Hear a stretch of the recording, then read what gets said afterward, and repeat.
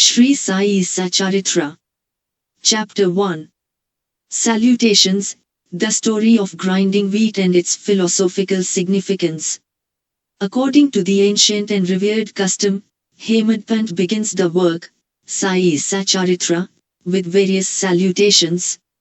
First, he makes obeisance to the god Ganesha to remove all obstacles, and make the work a success, and says that Shri Sai is the god Ganesha. Then, to the goddess Saraswati to inspire him to write out the work, and says that Shri Sai is one with this goddess, and that he is himself singing his own life. Then, to the gods, Brahma, Vishnu and Shankar, the creating, preserving, and destroying deities respectively, and says that Sai Nath is one with them, and he as the great teacher, will carry us across the river of worldly existence. Then, to his tutelary deity, Narayanadinath, who manifested himself in Konkan, the land reclaimed by Parashurama, Rama in the Hindi version, from the sea, and to the Adi, original, Purusha of the family.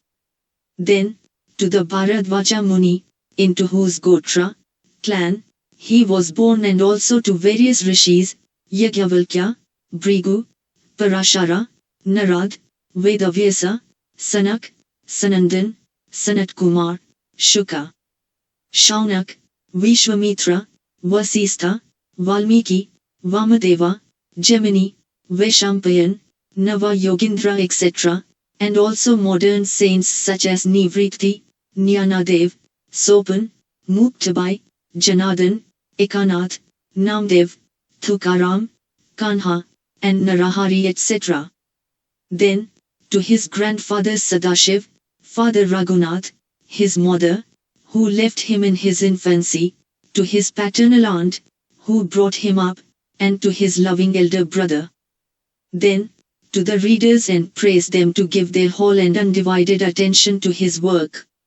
And lastly, to his Guru Sri Sai Nath, an incarnation of Sri Dattatreya, who is his sole refuge and who will make him realize that Brahman is the reality and the world an illusion, and incidentally, to all the beings in whom the Lord God dwells.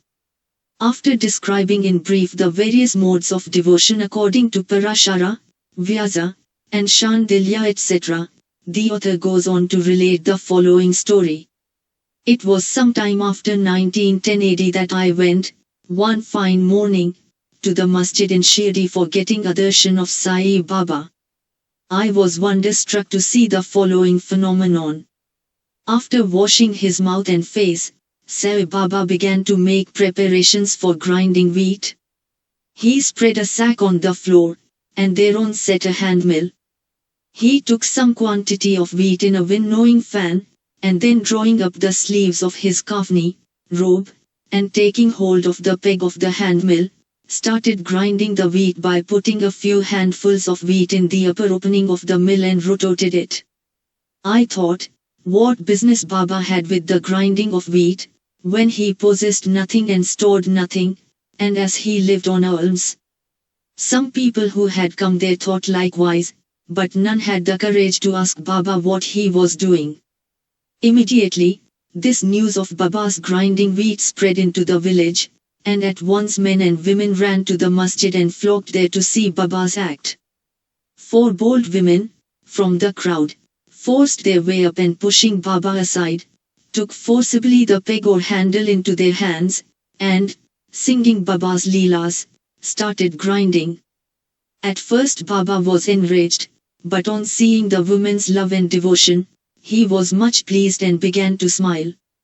While they were grinding, they began to think that Baba had no house, no property, no children, none to look after, and he lived on alms. He did not require any wheat flour for making bread or roti. What will he do with this big quantity of flour? Perhaps as Baba is very kind, he will distribute the flour amongst us. Thinking in this way while singing, they finished the grinding, and after putting the hand mill aside, they divided the flour into 4 portions and began to remove them one per head. Baba, who was calm and quiet up till now, got wild and started abusing them, saying, Ladies, are you gone mad? Whose father's property are you looting away? Have I borrowed any wheat from you, so that you can safely take the flour? Now please do this. Take the flour and throw it on the village border limits. On hearing this, the women felt abashed and whispering amongst themselves, went away to the outskirts of the village and spread the flour as directed by Baba. I asked the Shirdi people, what was this that Baba did? They replied that as the cholera epidemic was spreading in the village and this was Baba's remedy against the same, it was not wheat that was ground but the cholera itself was ground to pieces, and pushed out of the village. From this time onward, the cholera epidemic subsided and the people of the village were happy. I was much pleased to know all this, but at the same time my curiosity was also aroused. I began to ask myself, what earthly connection was there between wheat flour and cholera? What was the causal relation between the two? And how to reconcile them? The incident seems to be inexplicable. I should write something on this, and sing to my heart's content, Baba's sweet Leelas. Thinking in this way about this Leela, my heart was filled with joy, and I was thus inspired to write Baba's life, the Satcharitra. And as we know, with Baba's grace and blessing this work was successfully accomplished. Philosophical significance of grinding. Apart from the meaning which the people of Shirdi put on this incident of grinding wheat, there is, we think, a philosophical significance too. Sai Baba lived in Shirdi for about 60 years, and during this long period, he did the business of grinding almost every day, not, however, the wheat alone, but the sins, the mental and physical afflictions and the miseries of his innumerable devotees. The two stones of his mill consisted of karma and bhakti, the former being the lower and the latter the upper one. The handle with which Baba worked the mill consisted of jnana. It was the firm conviction of Baba that knowledge or self-realization is not possible, unless there is the prior act of grinding, of all our impulses, desires, sins, and of the three gunas, viz. Sattva, Raja and Tama, and the Ahamkara, which is so subtle and therefore so difficult to be got rid of. This reminds us of a similar story of Kabir, who seeing a woman grinding corn said to his guru, Nipati Ranjana, I am weeping because I feel the agony of being crushed in this wheel of worldly existence, like the corn in the handmill.